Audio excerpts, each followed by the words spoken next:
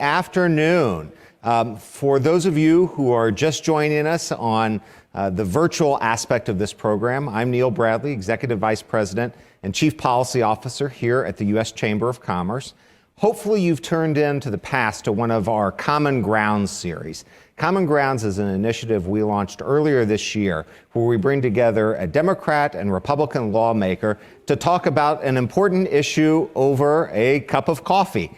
We do this in partnership with Compass Coffee, which is a local coffee roastery right here in Washington, D.C., founded by two Marines. They have 12 locations. So for those of you who are here in person, there's one 2 blocks that way and another one about 2 blocks that way. For those of you who are joining us virtually, I hope the next time you're in Washington, we can treat you to a cup of Compass coffee. Today, I am privileged to be joined by two distinguished members of Congress in their sophomore and freshman years, respectively. Today, we have Representative Mikie Sherrill from the 11th District of New Jersey. She's a Democrat, a Navy veteran, and currently serving in her second term. She will be joined by Congresswoman Nancy Mace from South Carolina's 1st Congressional District, the first female graduate of the Citadel and a former business leader. She's learning the ropes on Capitol Hill as a freshman member of Congress. One of the things that these two lawmakers have in common is a passion about the issues of childcare that we were just talking about in our panel with economists. Both of them understand the importance of the issue to working parents, to local communities, and ultimately to the business community. But more important than just understanding it, these are two representatives who've taken ideas and put pen to paper to try to begin solving the problem. So today we're going to learn a little more about their perspectives on the child care issues confronting our communities and our country, and maybe we'll just see if we can find some common ground. So Congresswoman Sherrill, Congresswoman Mace, thanks for joining us. How are you doing today? Great. Thanks so much for having us. Excellent, excellent. So I mentioned that we call this Common Grounds, and I have my cup of coffee here. Both of you are obviously on Capitol Hill, which, as I recall from my days there, runs on caffeine, although not everyone chooses the same type of way to get their caffeine. I wonder, are you all coffee drinkers? Congresswoman Sherrill, are you a coffee drinker? And if so, how do you take it? Yes, and the answer is usually any way I can get it. I love Compass Coffee, actually. I've definitely enjoyed that before, but I am not drinking coffee right now because I took the train down just morning and had an espresso with 3 shots in it. So I'm fully caffeinated right this moment. But yeah, I am definitely a coffee drinker. Congresswoman Mace, you and I may be a little bit behind here because I certainly have not had 3 shots of espresso. But are you a coffee drinker? How do you take it? Through the day. Every single day I drink coffee. I have to stop at noon though, otherwise I'll be up all hours of the night. And I have a French press, I have a Keurig, I make cappuccinos, I make regular coffee. I mean, any way I can get it, whatever I feel in the mood for that day, I do. I love coffee. Maybe we're going to have to start a coffee bar there in the House of Representatives as a way of bringing members together kind of across the aisle. You know, in the old days they had a literal bar, but maybe we can at least get away with a coffee bar. Whenever Congress opens back up again, I actually have a nitro cold brew keg in my office. So I actually keep my staff caffeinated so they'll work hard all day, but it's delicious. I like that approach. And next time we're on the Hill, we're going to stop by your office for a cold brew. I hope that's okay. Sure. Absolutely. Okay, so enough about coffee. Let's talk about childcare. You know, one of the things that the pandemic exposed, amongst a lot of things, was how a lack of access to affordable childcare can really impact the ability of parents, working parents, to simply go to work. There are, by some accounts, about 14 million parents with young children in this country, and access to childcare, affordable childcare in particular, was a problem pre-pandemic. And with childcare centers closing, many understaffed, it's kind of almost become its own epidemic amidst the pandemic. So, Congresswoman Sherrill, you've thought about this both before your time in Congress and with legislation that you've been working on. Talk to us a little bit about how you see the issue. I think everyone's going to agree on the importance of it, but what do you see as some of the potential solutions? Well, certainly I've thought about this at least for the past 16 years because I have a daughter that's ready to turn 16. And for so many women, this is something that is such an impediment to maintaining employment, staying in the workforce. I know for me, it was really a shock. I had, as a good feminist, always envisioned that my husband and I would be equal partners and, 50-50. And yet I was the one who got pregnant. I was the one who then was on maternity leave. And then I was the one really looking for childcare as I was on maternity leave out of the workforce. And I have to tell you, I have yet to meet the working mom who said to me, oh, childcare was just a breeze. It was lovely. I had my baby. I found this quality and affordable childcare center next door. They, took my child as soon as I was ready to return to work. It was wonderful. I mean, for most of us, it's if you can actually find a childcare center that accepts infants, many of them don't accept children until they're 2 years old, which, as you can imagine, is a problem. Then you maybe get to a childcare center that has a 2-year waiting list for infants, which again presents a problem. And if you can find that center, many times you're looking at paying your whole paycheck towards childcare. And so that becomes a dilemma. Do you, it's so difficult, it's so hard to find. Do you then go ahead and say, okay, this is going to be a long-term investment, but for the short term, it's really not going to make economic sense for me or for my family. And too many women then choose to get out of the workforce. And we know if you get out of the workforce for just 1 year, that's a 40% drop in your income over the next 15 years. And I'll tell you, in New Jersey, where I'm from, before the pandemic, we had only one spot of childcare available for over 2 children. Now we are estimating that it is one spot for every 5 children after the pandemic. So it truly has crisis levels. Congresswoman Mace, you're a mother as well, obviously a working mother. Talk to us about how you came to arrive at this issue. And do you see the same things in South Carolina that Congresswoman Sherrill sees in New Jersey? Yeah, in fact, it's pervasive. It's everywhere. I'm actually a single working mom. And when COVID hit us, it made those day-to-day challenges even that much more difficult because then all of a sudden, all of us working moms and dads, not only did we have to work from home, but then we then had to take care of our kids. I'm a little bit luckier. I have one that just started high school and one that's in middle school. They're more independent rather than very young kids. But she was right in that, if you leave the workforce as a mom and then come back later on, you lost skill set, you lost time, you lose wages. And so when my kids were very young, I decided to start my own company. I worked from home. Because I wanted to be able to work, but also take care of my kids. And so I worked from home when they were infants and toddlers and going into elementary school. But not everybody has that opportunity. One of the things that I believe we do have to recognize is that sometimes in this country, and it's applicable to childcare and just about any other sector in our workforce, is that sometimes our regulations are so burdensome. It doesn't make a lot of sense and makes things more unaffordable. So take, for instance, in DC, where parents have to wait longer and pay significantly more for childcare. I actually sponsored legislation that would repeal a regulation that stated if you were a childcare worker, you had to have a college degree.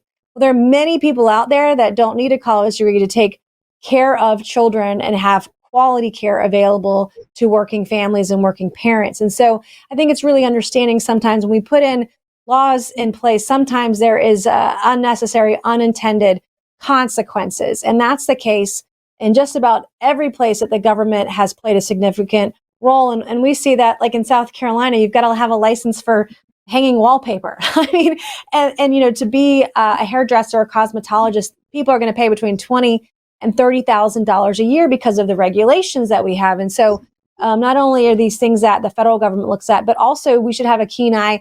What are the state and local regulations that make these things cost more and more burdensome for all working families? That's a great segue. Today, our audience is made up of chamber leaders from states and local communities across the country. That's both our in-person audience here at the chamber headquarters and our virtual audience kind of across the country. And, you know, it's interesting when you think back to the beginning of the pandemic and the bipartisan COVID package. One of the things that Congress did was provide funding, but one of the things that local communities did at the state and local level was they addressed some of those regulatory barriers that might have been inhibiting the supply of childcare services. I'd love to hear both of you kind of comment. Do we need to look at both sides of this as we think about how we might find common ground about how to move forward on tackling this challenge? Congressman Sherrill, is that a way of thinking about pulling some of the best lessons from the pandemic? Yeah, we certainly have to address supply side issues. So the availability, as Representative Mace was talking about, and we also have to address affordability side of the equation, which is why we're looking at legislation to make sure, and we just passed this through the Ed and Labor Committee, and I was happy to work with the chamber on some of the language in this to make sure that no one pays more than 7% of their income, because quite frankly, across the country, we are seeing shortages of childcare on the supply side, and we're also seeing affordability issues to the point where about half of our states, center-based infant care is more expensive than state college tuition, which is shocking. I don't think many people realize the crisis that so many working families are facing, which is, again, why so many women, especially working moms especially, choose at that time to say, this just isn't making sense for my family to continue to do this. And yet we know from looking at the numbers, look at the April jobs numbers, look at the August jobs numbers, working have not been returning to the workforce. And it's really presenting a critical crisis. We need them back. In fact, the United States over the past decade has really done a very poor job with working women with respect to some of our developed nations like the UK and Germany. We look at, for example, in the US, our women's employment right now is at about 66.3%. We look at Germany, 72.8. We look at the UK, 71.6. We used to be a leader. From the 70s to the 90s, we excelled at this, and we've just lost ground. And if you think about the fact that for every percentage of women employed, that can lead to about 1.5 percentage increase in economic growth. If we had, say, the level of the UK, so an increase of about 5.3 percentage points, we would have almost a $600 billion, $600 billion more in US GDP. So it's not just an impact on women, it's an impact on the economy as a whole that desperately needs to be addressed. Congresswoman Mace, how do you see, you talked about some of your work on the supply side issues and some of those regulatory issues. Are there also things that can be done on some of the cost side? Well, again, I think a lot of that goes back to regulations. I mean, regulations can make childcare costs more exorbitant, allowing qualified individuals to prohibit them from having a job. That makes costs go up. And I will tell you, in part, we have paid people to stay home. So a lot of these positions, when people were making more money on unemployment during the pandemic and still today, they don't want to go back to work. And we're seeing some of that still continue on today based on decisions that the federal government made to supplement the unemployment income that people can make state by state. We're doing better in South Carolina than many other states because we foregone. The governor decided that he would pause that this summer, and so we've got more people back in the workplace and getting back to work. And so I think the ability for people to be incentivized to go back to work is also another issue that in a lot of these industries is only adding to the problem. And so again, it goes back to we're trying to do something good here at the federal level, but then we incentivize behavior that isn't good for the rest of the market. And, with all of the spending that's happening right now, including the reconciliation package right now, the House Education Labor Committee, they're going to include $39 billion in child care funding through the federal Child Care and Development Block Grant. So there are mechanisms to help with some of the costs and some of the burdens from that side. Head Start's going to receive $1 billion. You're also seeing different states around the country try to implement a 4-year-old pre-K. Those are other places where, as a child is older, if they're 4 years old, can go to pre-K in public school.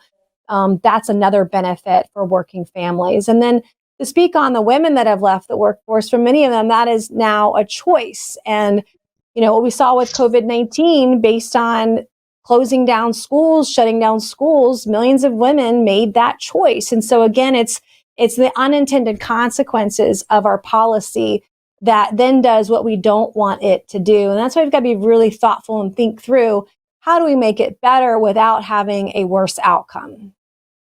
One of the things I'm struck by in my conversations with my chamber colleagues across the country is that, to your point, it isn't a New Jersey issue, it isn't a South Carolina issue, it's everywhere. And often at the state and local level, it's kind of surpassed politics. There are so many issues that in today's polarized environment, kind of fit neatly in the, red, blue, and kind of falling on partisan lines. But that's not the case when leaders get together from across the country and talk about childcare. I'm curious if that's happening in Congress. Or are you seeing a change in your conversation with your colleagues? Is there kind of a sense that, okay, we've reached a point where we have to figure out some way forward to begin to address this problem? Congresswoman Sherrill, you're in your second term. We'll let you see if you talk a little bit about how maybe it's changed over the last 2.5 years. Well, I think it's changed not because of partisan agreement. I think it's changed because more women are in Congress. This is, quite frankly, just an area that I think we've been underrepresented on. And I think so many people in Congress historically just haven't dealt with the debacle that is childcare in this country on such a personal level, as so many working moms have, who are now in Congress and now bringing this to the fore. So when you have people that have presented different ideas in childcare, and you have working moms saying, no, that's actually not how that works on the ground, and that's actually not going to help 50% of the women, the working moms in my district, that legislation isn't going to work. I think that's what has really moved the ball forward and brought this conversation to the forefront. I would say that too, we've just seen so many suburban women get engaged in politics, and this is something that's important to them. It's something that it's important to me. I like I said, I have personal experience on just how difficult this can be. I have friends throughout my town who have chosen to get out of work, to stop working because of the burden it placed on their families, and have really struggled to get back into the workforce. So I think because of that, because we have so many women representatives that we've seen get into Congress, that has really moved the conversation forward. Congresswoman Mace, I'm reminded that something business leaders say, right? Like there is value in experience and expertise. And you obviously bring experience and expertise just from your personal experience there. Do you find that this is something that on your side of the aisle is an increasing topic of conversation? Well, it is for me personally, just because I am a single mom. And sometimes when I look at how we schedule or do hearings, I'm like, well, goodness, this isn't the way a mom would do it. We might do it differently because we know the burdens of working moms. I will agree, though, having more women in Congress, having moms in particular, being able to talk about these issues from a personal perspective is certainly an added benefit. Are Republicans and Democrats working together on it? Not so much, I would say. I mean, coming from a state lawmaker position, which I held for 3 years in South Carolina, and then coming to Congress when I was in the majority as a Republican state lawmaker, even if it was my bill and I knew it would pass without Democrat support, I almost always reached across the aisle to try to work with other members to make my bill better and to make it more inclusive. There's not as much of that as you can imagine, at the federal level. We do it in our committee work, a handful of folks. From time to time, you'll see us where we can agree 5 or 10% of the time, where we will work together. But the days of truly reaching across the aisle, shaking hands, and I think COVID has exacerbated that as well, because we can't see each other face to face and in person. We can't go have drinks or go have meals. I know for myself personally right now, like I'm not doing a lot of in person. I'm doing a lot of these Zoom calls because in South Carolina, Delta is raging.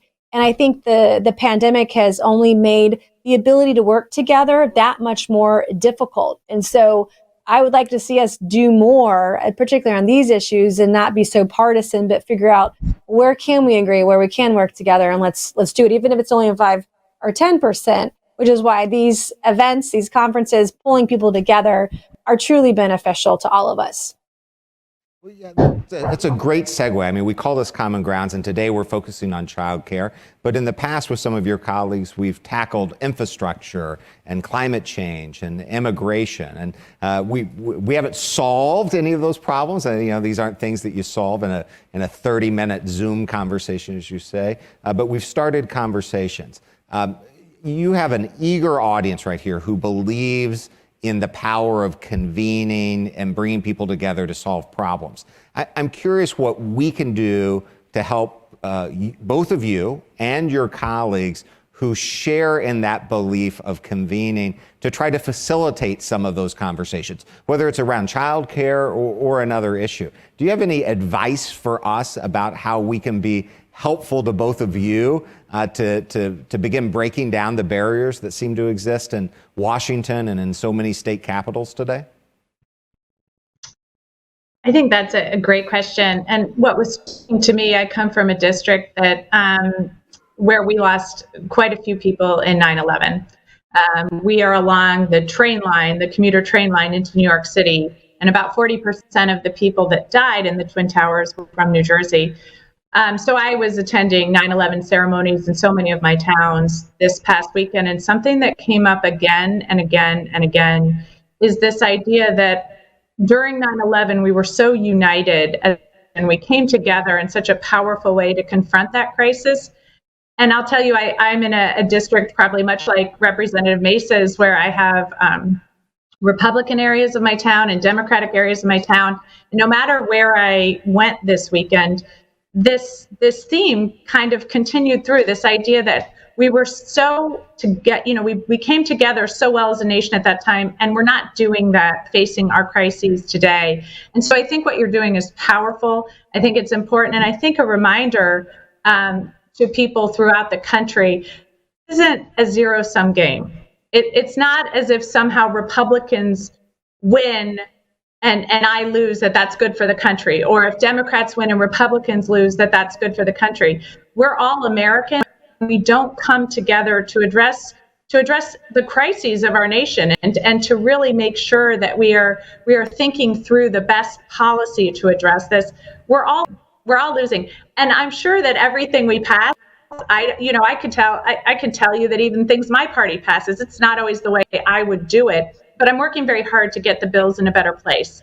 I know some of the things that my Republican colleagues put forward. I sometimes are like, well, I wouldn't quite do it that way, or this would be a little bit better for New Jersey if it happened this way. But again, when you come together and try to work on the policy that is going to be good for the majority of Americans, that's really powerful. And I know that's something that's deeply important to my district. And I think too often in Washington, that is not well understood. And so I think continuing to carry that message is very, very helpful to the work we do in Congress. And I'll add to that too. During 9/11 ceremonies this weekend, and I represent a lot of veterans, and so there were a lot of veteran-related events related to 9/11, and lost a classmate of mine in Afghanistan in 2004. So the recent events in Afghanistan and talking to our veterans, when we commemorated 9/11 this weekend, that was the same conversation, whether it's in New Jersey or South Carolina.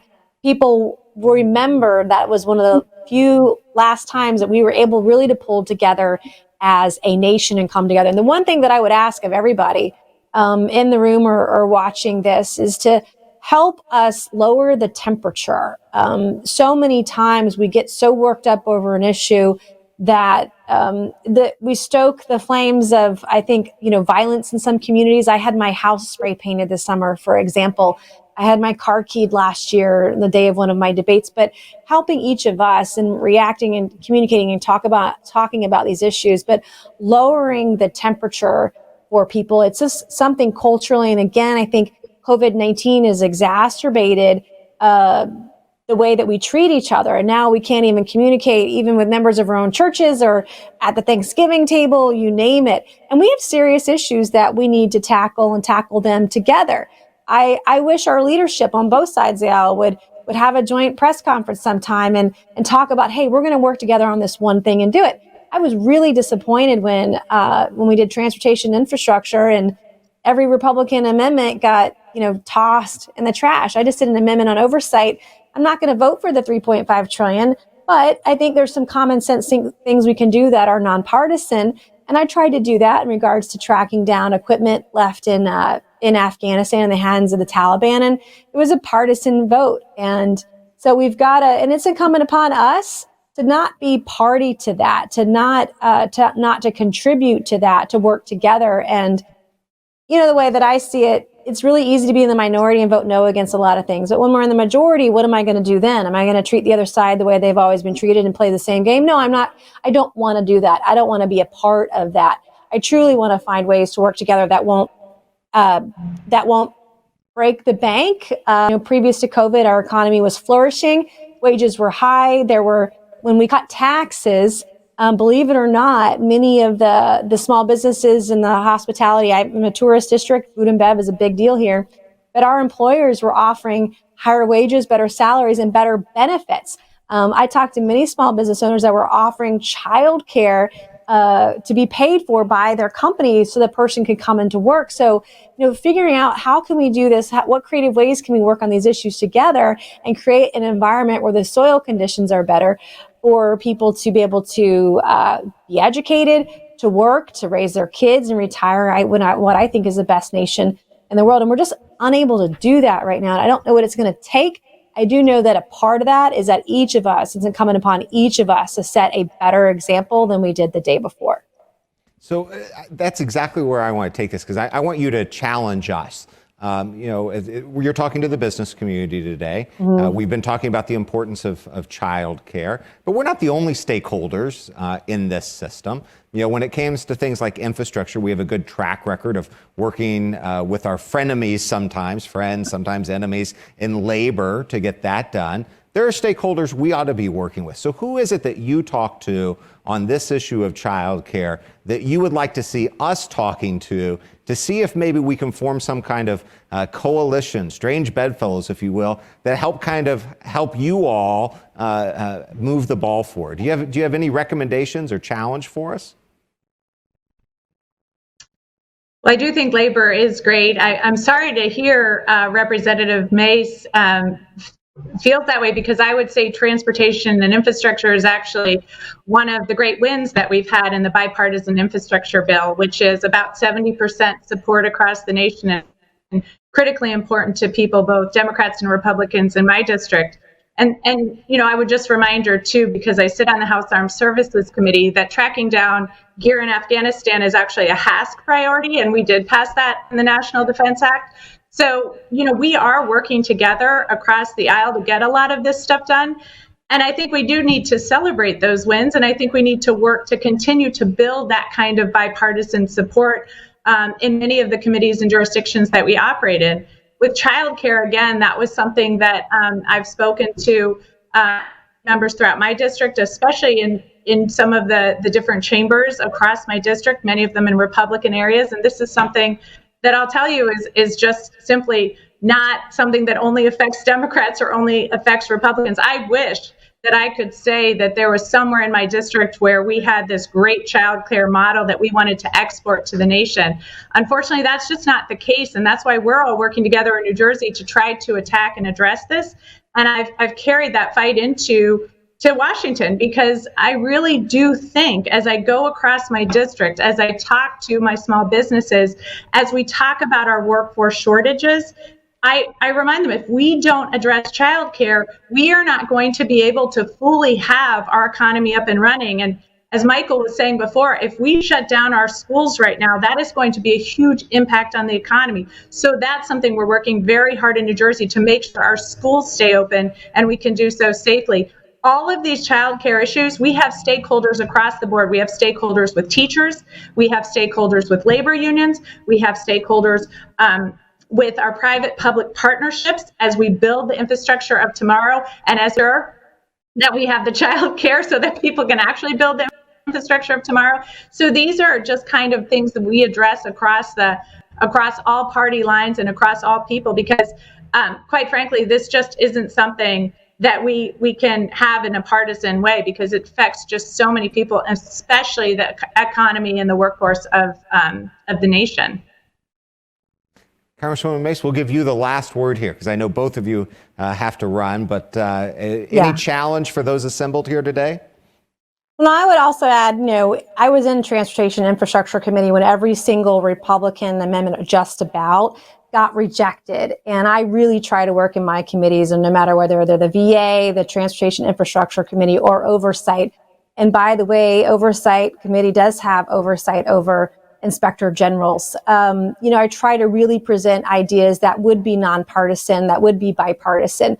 But as a reality that I've seen in the first 9 months, it's been very, very partisan when there's truly a slim majority. In my district, infrastructure is extremely important. I have a port. I have the 10th fastest growing congressional district in the nation in terms of number of people that are moving here and the pace of growth. And I really thought that transportation infrastructure would be the one place in the House where we could work together. But the higher ups decided it wasn't going to be that way. And it was really disappointing for me. I hope that we can do better in the future. I saw firsthand, as the Congresswoman did, how many women in the workforce had to battle kids being out of school last year, and the importance of childcare for our younger generations and for those really young families, and being able to work together and communicating. Also, looking at some of the different caucuses, Problem Solvers Caucus is a good one where you see Republicans and Democrats working together. I know for me personally, I'm trying to build relationships with folks for the long term to be able to do work together. And I've helped pass a couple of pieces of legislation out of committees, out of the House, and we've got to do much more of that in the future if we're going to really make an impact that's going to be positive for the American people. And I want to remind everybody the importance of working in a bipartisan manner. The Senate is divided 50-50. There's an even split there. And in the House, there's a 3-person majority. There's no mandate to have this record level of spending that we're talking about right now. The mandate really is truly to work together in a better way. And it's incumbent upon all of us who are elected to truly make that commitment to not only our business community, our small businesses. My district is built on the backs of small businesses, but do and talk to and ensure that we're addressing their needs as we move forward and looking at some of the decisions ahead. Because of the pandemic, we've got some really tough decisions ahead to make for our country, for our communities, and for future generations. I just want to thank you for your time today. Well, we're going to come by. We're going to get that cold brew. We'll bring some triple espressos, and we'll pick up where we left off here today and try to tackle childcare and maybe a few of the other issues that you both brought up. I hope the audience will join me in thanking Congresswoman Sherrill, Congresswoman Mace for your time.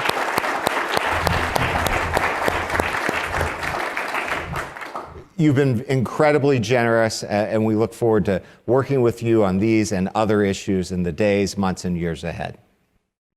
Thank you. Thanks so much. Thank you.